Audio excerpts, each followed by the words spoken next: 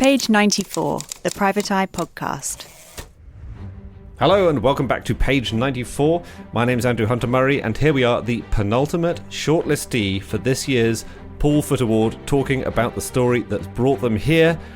I don't need to do any more waffle. If you've been listening, you'll have heard 4 of these intros already. Let's get on and hear shortlistee number 5. I'm Paul Caruana Galizia. I'm a reporter at Tortoise. I'm Antonia Cundy and I'm a reporter at the Financial Times. So the story that brought us onto the Paul Foot Award shortlist was an investigation into the financier Crispin Odey, who is a larger-than-life figure in the City of London. He founded one of the city's oldest hedge fund firms. He was known as a maverick, the sort of bastion of the old school. And we reported in June last year a story that detailed 13 women's allegations against Odey of sexual misconduct, so sexual harassment and sexual assault. So Crispin Odey started his hedge fund company, Odey Asset Management, in the early 90s. And for many years, he developed a reputation of being a really big risk taker and also being very outspoken, not just on the economy, but on politics. So he supported individual politicians, but also causes like Brexit. So he became quite divisive, but he was also extremely successful as a fund manager. So his funds returned enormous sums of money. He himself was, the kind of person who'd feature in the Sunday Times rich list quite regularly. Right. And, I think you said in the FT story that he was worth about £800 million. Is that approximately right? It's yo-yoed, right. Because he also had a reputation for being a risk taker. So he'd make these, massive bets, and sometimes that won him, as Paul says, a huge amount of money. Other times it had pretty devastating losses. But so the largest amount that his firm altogether managed was at one point 13 billion. At the time we wrote the story, I think it was around 4 billion.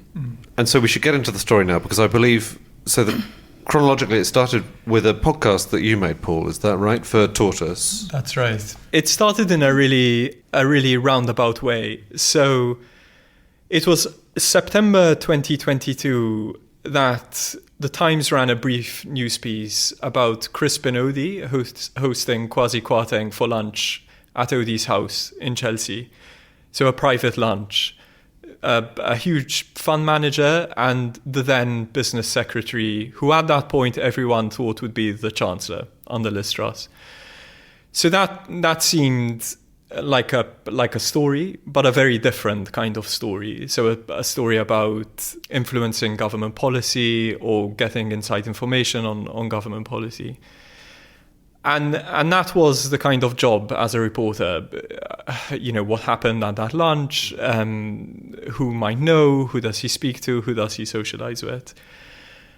And very early on, I was introduced to a woman who knew Crispin Odey socially and who claimed to me that many years ago he sexually assaulted her. So that was the first allegation of his behavior that I had heard. Quite quickly, I heard other allegations that were similar of sexual misconduct against him.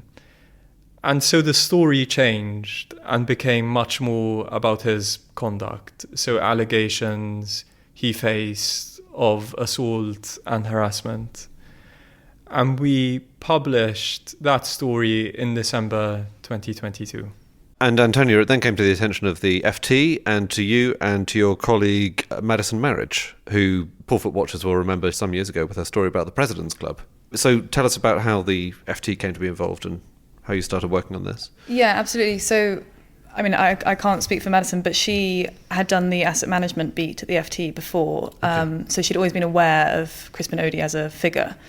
It had come to her attention in 2021 when he faced a criminal charge of indecent assault that he was acquitted of. At roughly the same time, the Sunday Times happened to write a story about one woman's allegations against him, which he denied. Bloomberg wrote a story about a handful of women's allegations about him, which he also denied. And then in 2022, Paul did this podcast. I think it had been something that Madison had been meaning to look into for a while. And then separately, I had a call, and it came about in another, similar to Paul, sort of roundabout way, in that I was talking to a source on a different Me Too themed story. And she sort of said, no, I never had an experience in that industry, but I did once have this experience. And it was someone who also knew Odey socially. Right. So that was the first allegation that I became aware of, and then quickly discovered others as we contacted other women who'd worked at Odey Asset Management and social connections, professional connections, etc. Yeah. These stories, in journalistic terms, are interesting because they require such care. Frequently, when the accused person, as Odey does, denies all the allegations made against them, you need a great deal of care, not only with the sort of stacking up of the story in factual terms, but also in terms of protecting your sources, making sure they are well looked after, that they're comfortable, that they know what you're doing, so that you can help them, to tell their story. What were the challenges there in terms of this particular story? They are huge. So currently, Odey has issued a libel claim against the FT, which he did last week. Is that just before the 1 year deadline in which you're allowed after up to a year after a piece is published, you're allowed to sue over it, and he has just done that? Right. Yeah, so you have a 1 year limitation. He has just issued a claim, which doesn't mean he's yet served us with the claim, so he's not actually technically yet suing us, but it's the sort of precursor to saying I reserve my right to do so, and it gives him another 4 months to decide if he does want to sue us. Okay. That's the claim for libel, defamation and slander, as he refutes the allegations and says they've caused him harm. But essentially that possibility is always in the back of your mind. Well, it's not in the back of your mind, it's in the forefront of your mind when you're reporting these stories. And so what we ask of the women who are going to make very serious allegations to meet the FT's and Tortoise's, editorial demands, we ask them to do a huge amount. They have to provide corroborating evidence. They have to provide witness statements. There's a huge amount of kind of behind the scenes. Yeah. There is this additional difficulty in that you're dealing with very sensitive allegations. So they're very private, they're very difficult for people to face and for people to talk about. And it requires asking sources to revisit things they've often had to shut out of their minds because they say they've found them very traumatic. And you have a real duty of care to sources like that. And relationships with sources in these stories take months to develop and require a lot of attention, rightly. And it's very hard balancing that, because you basically have to be being as rigorous as the police if they're investigating something. Yeah. But you have to be as kind of gentle and sensitive as... Even more sensitive than the police would be. Well, I think the police is sometimes famously not so sensitive. But yeah, and as sensitive and gentle as a therapist or a friend. But you're also testing the evidence. But you're also testing the evidence, And so to do those two things at the same time is hard. Because you'll obviously often come across that you're really doubting a person's account, and you're asking them to speak to you about this very difficult thing, but then you have to ask them, what time were you at this place? Did you really tell a friend about it? Who is that friend? Will they talk to me? What else do you remember? Why did you react in the way you say you reacted? So it's a pretty rigorous exercise, and there's a kind of special difficulty with these stories in that very often you don't have documentary evidence like you might have in a story about fraud or corruption. Because, so many of these things are happening behind closed doors. Yes, and it's often two people alone in a room or wherever. People's natural reaction is not to, as you put it, Paul, to take a note of. Yes. That's not. Most people don't think in a formal and legalistic way about this stuff, especially if something incredibly upsetting has just happened to them. Yes. So, yeah. And the allegations are serious, and again, Odey has always denied them. very strenuously. It comes to a point where you have to look at the kind of balance of material you have, and then make a decision on whether to publish. But you did take the decision to publish, and as I ask all of the shortlistees, what happened next? Yeah, a bit of a whirlwind. So we published the story on a Thursday morning. That weekend, Crispin Odey was removed from his partnership, the firm he founded, which was a significant, very, very significant step because it was his own business. And initially he said he was going to fight that, but we haven't heard anything of that since. And then in kind of very quick succession, I mean, within hours, some kind of key banking partners had cut ties with the company, which is pretty difficult for a hedge fund to ride out. And then over the following days and weeks, it just became increasingly untenable for Odey Asset Management, even without its founder, who was had the negative press, even without him, to kind of continue as a going concern. And so essentially, banking partners and clients started trying to pull their money, and the firm, has wound down since. Fund managers have moved to rivals, and it is, winding up its business.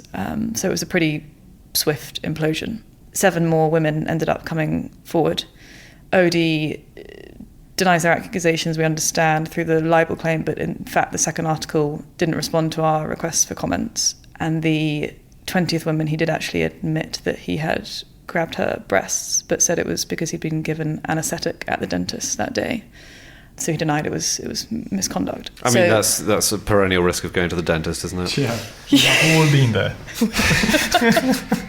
But so 7 more women came forward and said that they'd had similar experiences, again, allegations of sexual assault and harassment, and that increased the alleged time span from, it had previously been, I think it was 3 decades, and this is what took it back to 1985, and up to as recently as 2021. So the court case Antonia mentioned, which was a criminal case of indecent assault, predated the latest allegation of assault we heard by about a year. So in summary, the allegation is that Crispin Odey was acquitted of assault, and then a year or so later allegedly sexually assaulted another woman. His firm put him under a sort of final written warning for his behaviour around female employees, and he was found to have breached that policy.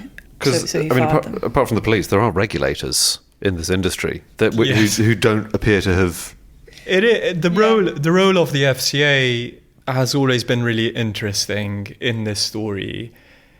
So we heard very early on that the Financial Conduct Authority was investigating Odey Asset Management for its handling of sexual harassment complaints, internal complaints against Crispin Odey. Before we did the podcast, we learned after publication that the firm was under the close supervision of the FCA, all the while further complaints were made against his behaviour. He, as an individual, is still under investigation by the FCA. After Odey Asset Management fell apart, the FCA released a statement saying it will now be closing its investigation into Odey Asset Management. I see. But the FCA does have a duty to investigate sexual misconduct, which it considers part of misconduct generally in the market. And I think the thing about them closing the investigation into Odey Asset Management, which, the women we spoke to who say that they are victims and who are employees of the firm, I think in the end, out of 20 women who came to us with allegations, 13 of them were employees of Odey Asset Management. Right. And what they find very galling about the FCA dropping that investigation is that they, and our reporting found there was a culture of complicity at the firm, and that, senior executives were, if not quite covering up, but aware of Odey's behaviour and not doing anything to stop it. So I think the victims find that pretty disappointing from the FCA. Of course. Because even if the firm has wound down, there were people in positions of power who didn't challenge it, who've gone on to possibly do, or may go on to do other jobs. Yeah. But the firm obviously says it has strong grievance and harassment procedures in place. Well, I can appreciate that you have both been very careful in terms of what you're able to say given the prospect of a lawsuit, but I think I am able to say congratulations on a fantastic and meticulously reported story. Thank you so much. Thank you. Thank you. There you have it. Thank you so much for listening. We hope you've enjoyed that little insight into the world of investigative journalism. There will be another one of these tomorrow. If you just can't wait for that, then feel free to subscribe to the magazine instead, private-eye.co.uk. Thanks for listening. We'll be back again shortly with